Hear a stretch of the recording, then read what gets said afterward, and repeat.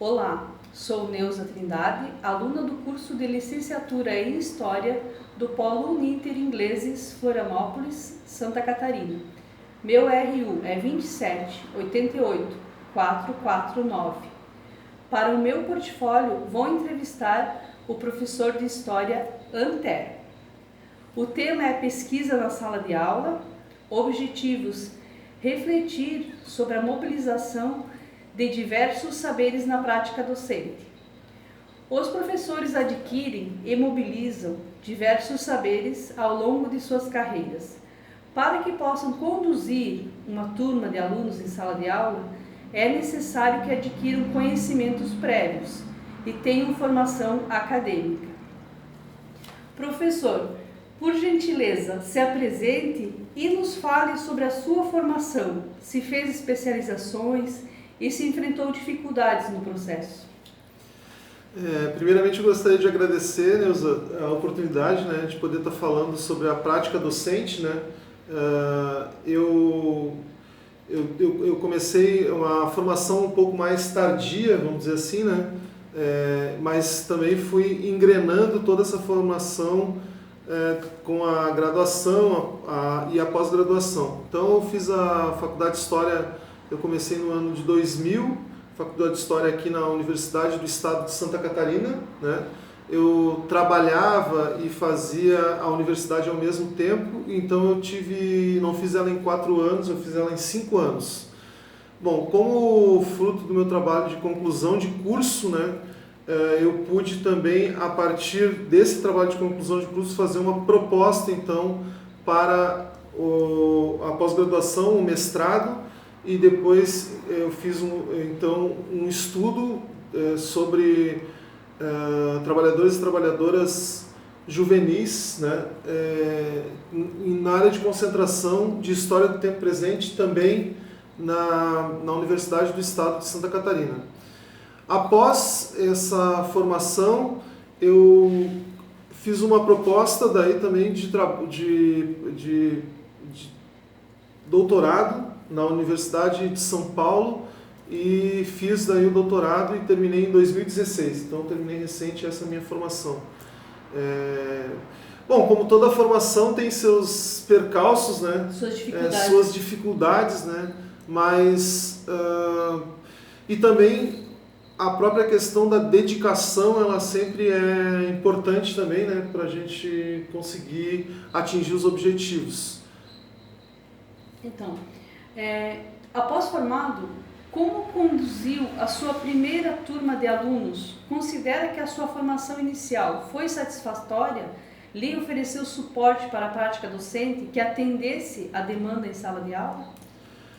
Eu iniciei dando aula, né, no ensino fundamental, e eu acho que a formação que a Universidade do Estado de Santa Catarina tem, eu acho uma formação muito sólida, né, uma formação que me deu bastante experiência, mas uma coisa é a gente trabalhar com essas questões teóricas que a gente aprende, né, mais na prática.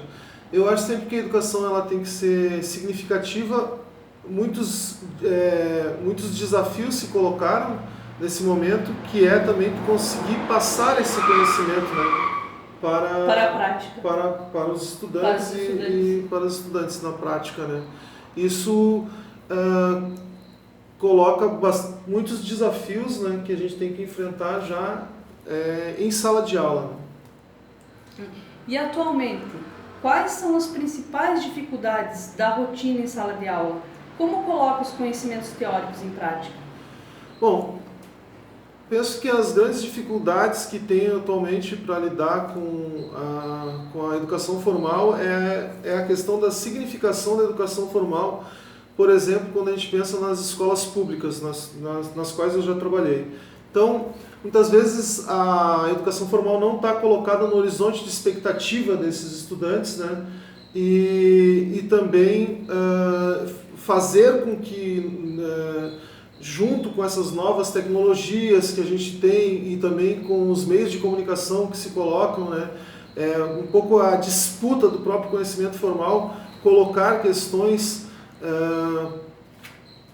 nessas faixas etárias, no caso, né, que é a adolescência, a juventude, é muito difícil, muitas vezes, em virtude também de ser necessária uma concentração, né, desses estudantes e dessas estudantes para adquirir esse conhecimento. O interesse, né, a questão da educação ser significativa para a vida, né? Muitas vezes o trabalho é muito mais significativo nesse momento, pensando também aqui, por exemplo, no 7º, no 8º, no 9º ano, né? Mais significativo seria então o trabalho, né? Então o que eu pensava que é uma questão importante, né? Primeiro, ter bastante diálogo, né? Diálogo com os estudantes. Conhecer a realidade do aluno, ter diálogo com o aluno, criar vínculos, né? Quer dizer, é importante também ele ter confiança, né, no professor e criar esses vínculos até para te conseguir ter um ambiente de trabalho melhor dentro da sala de aula, né? Também esse diálogo é importante também no sentido de que essa educação seja significativa. No caso da história, então, buscar criar também para a aplicação desses elementos teóricos, né, pensar na própria realidade do estudante, como eu estava dizendo, e também fazer que esses ensinamentos da história sejam significativos para a vida. Para a vida, da formação do cidadão. Para a formação do cidadão.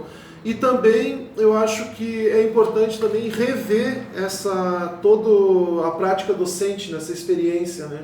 Quer dizer, todo dia quando tu trabalha, né, tu elabora, tu projeta, né, a aula, quer dizer, tu faz os teus planos, né, de aula e tu aplica isso, né, e muitas vezes dá certo, outras vezes não dá certo, então tu tem que ter também essa capacidade de, após as aulas, verificar o que deu certo, o que não deu certo, como que tu pode estar refazendo isso, como que tu pode estar melhorando a tua prática docente. Então, acho que sempre rever a prática docente é extremamente importante.